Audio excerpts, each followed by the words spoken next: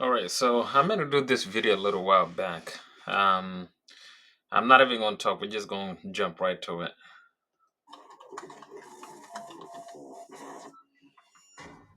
Imagine losing your arm in a country where prosthetics cost more than most people earn in a year.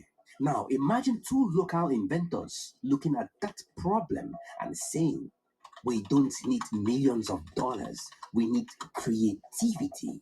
In Kikuyu, Kenya, All right, before we start, you could see right off the back, right there in the back. They got pretty much some of the stuff you can see is like wood. I see some wood. I see plastics.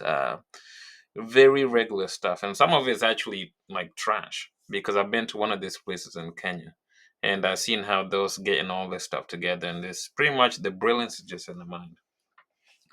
A lot of times when we imagine these things, we pretty much like our minds easily jump to places like Silicon Valley and a bunch of experts that's been studying this stuff for like 15, 20 years, and we just can't imagine this stuff being produced by locals. But here we go. David Gatto and Moses Kiuna didn't wait for foreign aid or multinational companies to solve this problem. They took action. In a workshop that would make Silicon Valley engineers blush with embarrassment, they have created something revolutionary, an AI powered prosthetic arm that responds to your thoughts. Imagine that in a local lab. Let that sink in. While companies like Neuralink are burning through billions to create brain computer interfaces, two self taught Kenyan inventors built a working prototype from electronic waste, discarded radios, old motherboards, and salvaged circuits. One moment that changed everything when a local amputee first tried their device, thought about moving his fingers, and watched as the robotic hand responded. The look on his face, priceless. Here's what makes this story truly revolutionary. In America or Europe, advanced prosthetics can cost upwards of $50,000 for most Kenyans. Indeed, for most people in the developing world, that could as well be $50 million. Gato and Kiona's mission wasn't just to create mind controlled prosthetics, it was to make them accessible to everyone who needs them. Now ask yourself, what happens when life changing technology becomes accessible to billions of people currently priced out of the market? What happens when innovation serves humanity and not just the highest bidder? But this is just the beginning. While Kenya is revolutionizing prosthetics, South Africa is tackling one of humanity's most devastating diseases. All right, so you seen right there. I think if we go back, where was it? I'm not even gonna go back.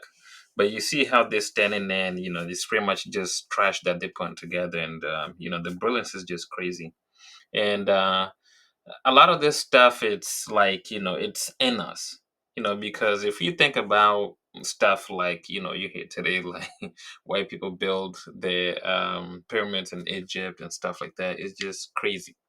They've taught us to only see ourselves in a lesser way, not in a way that we can do these things. But look how these two guys, local guys, are just creating this stuff, making stuff happen, out of trash. But let's check out the next one. For 4 decades, an HIV diagnosis has meant one thing: a lifetime of medication. Despite billions spent on research, a cure has remained out of reach until now. In Durban, South Africa, a city that has been on the front lines of the HIV pandemic, Professor Tombi Dongo has done something extraordinary. Him and his team have conducted the first African led HIV cure trial with results that have sent shockwaves through medical establishments across the world. Their approach, instead of focusing solely on suppressing the virus with medication, they are teaching the immune system to control it naturally. The process combines early intervention with powerful immune boosting therapy. The goal is simple but ambitious: eliminate or reduce the hidden traces of HIV so the body can keep the virus in check without medication. The results? 20% of participants have remained off medication for over a year and a half with no detectable virus in their blood. Think about that. 1 in 5 patients potentially cured. For a continent where over 20 million people live with HIV, this is not just a medical breakthrough, it's a liberation. I don't want to go into the details of how they got HIV anyway, because we all know what happened during the apartheid period. And I'm going to make a video on that. So if you want me to make a video on that, just write cure in the comment section and I'm going to do that video for you. What if the cure of AIDS comes not from a gleaming research? All right, there we go. That's a little bit more complex, but yeah, I get the point. Is success even when it comes to medicine, and like he said, with like 20 million people living with the monster, so if they could solve that problem, that would do good. Let's check out the next one. The next one that he was talking about. The results were fascinating. Avocado specialized electrodes installed on plant roots captured something that sounds like scientific fiction, but is very real. A system that harvests electricity directly from living plants. They call it plant battery, a revolutionary technology that taps into the natural processes happening in plant roots to generate usable electrical current. The system is elegantly simple. Specialized electrodes installed on plant roots capture the voltage naturally produced through biological processes. This energy is then converted and stored, capable of producing up to 1.5 amperes, enough to power lights, television, and small appliances for up to 12 hours. In the ground, This is crazy. This is crazy. Imagine the wars that's going on over oil, and all other resources and stuff like that. And they could just make stuff, power out of plants. And, it's even easy. There's this other guy, yeah, the Zimbabwean guy. Let me see if I could afford to. Because this dude was using, he made it even simpler. And it was, I think, radio waves he was using to transform it into like electrical energy. But let's see, let's check it out. groundbreaking pilot program, Vitium connected 3 households to 3 different types of plants: the citrus trees, eucalyptus, and avocado. The results were fascinating. Avocado trees produce the most energy, while eucalyptus generated the least. That's why we say research is very important. Who knew that avocado trees can produce electricity? I made a video about avocado on this channel, and I said how avocado can easily make you to become a millionaire. Those who have not yet watched that video, just browse the channel. You are going to see that video, avocado. And the title of that video, Avocado 1000 times more lucrative than petrol. In Africa and anywhere else, if you buy land that has oil, the government take that from you. It's automatic. In nearly every country, there is a legislation that says that if you discover oil behind your house, forget about the house. It's no longer yours. It belongs to the government. But you can create an avocado farm. So it is logical that why claimed was impossible. Vehicles that power themselves by convince its creator.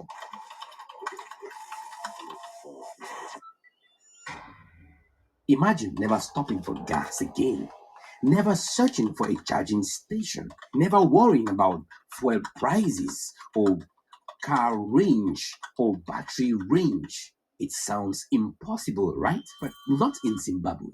Meet Maxwell Chikumbutsu, a self-taught inventor who has created something that energy experts worldwide claimed was impossible. Vehicles that power themselves by converting radio frequencies into usable energy.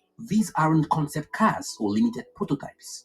They are fully functional vehicles, cars and motorcycles that run without fuel, without charging, without emissions. These are cars that potentially run forever. When Chikumbutsu first announced his invention, he was ridiculed. Physics professors said it violated the laws of thermodynamics. Energy companies dismissed it as a hoax. But then people saw it running and running and running. Even Zimbabwe's president, Emerson, has endorsed the technology, recognizing its potential to position Zimbabwe.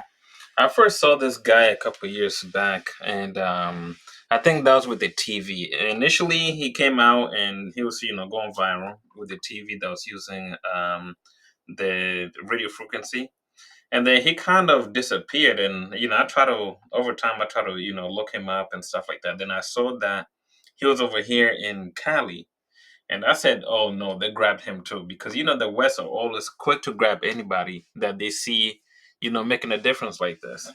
So I followed him, and he was, over there developing stuff, and then boom, all of a sudden, the guy's back in Zimbabwe. So I kind of followed that story, and that's pretty much what he's putting together now. as a global leader in sustainable transportation. But here is where the story takes a dark turn.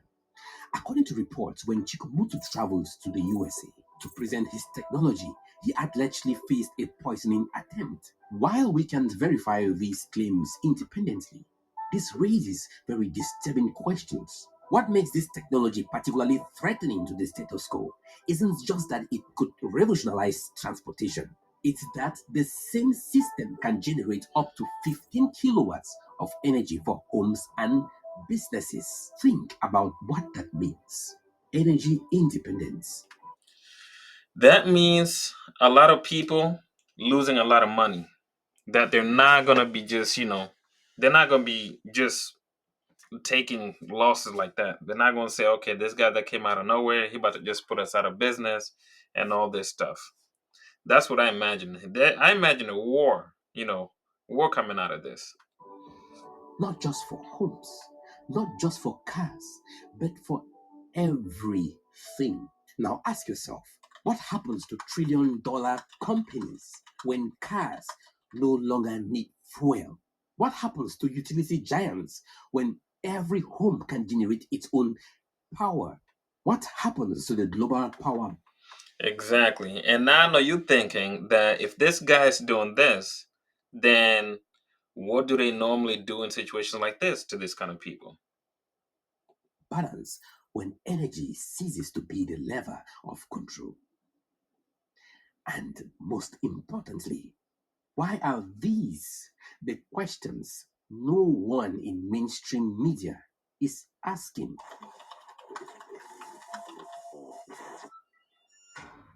Four innovations, four different countries, one continent, mind control prosthetics from Kenya, an HIV cure trial from South Africa, plant based electricity from Congo, self powering vehicles from Zimbabwe.